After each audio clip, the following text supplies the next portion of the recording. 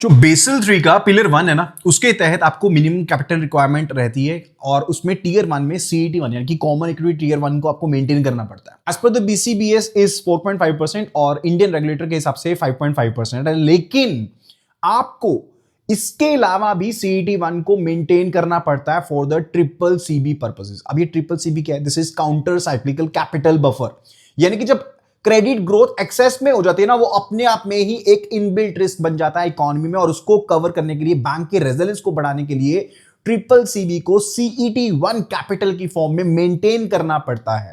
And this could be up to 2.5% of the risk weight assets, यानी कि 2.5% CET1 का form और चाहिए रहेगा।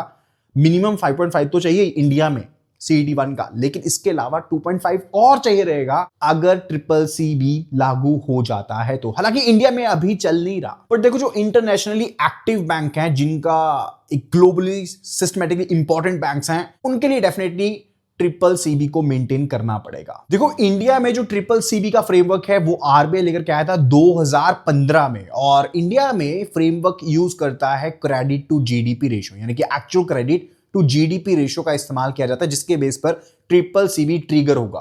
एज आई टोल्ड यू, अभी तो ये इंडिया में लागू नहीं है, लेकिन अगर ये ट्रिगर एक्टिवेट हुआ तो डेफिनेटली ये भी लागू हो सकता है। अब ये रेशो इंडिकेट करती है कि कैसे जो लेंडिंग की जा रही है, डेब्ट दिया जा रहा है to the non financial sector, वो इकोनॉमिक आउटपुट क्या लेके आता है, एंड इसे बेसल गैप भी कहा जाता है। So that's all about the triple CB। अगली वीडियो में कैपिटल कंजर्वेशन बफर के बारे में बात करेंगे एंड LCR NSFR के बारे में बात करेंगे। तो मेक श्योर कि अभी के अभी सब्सक्राइब कर लो, एंड अगर CIB की तैयारी करो तो लिखो CIB अपडेट और उसे व्हाट्सएप कर दो to the number 8360944207. I'll be providing you with each and every PDF of CIB. Happy learning.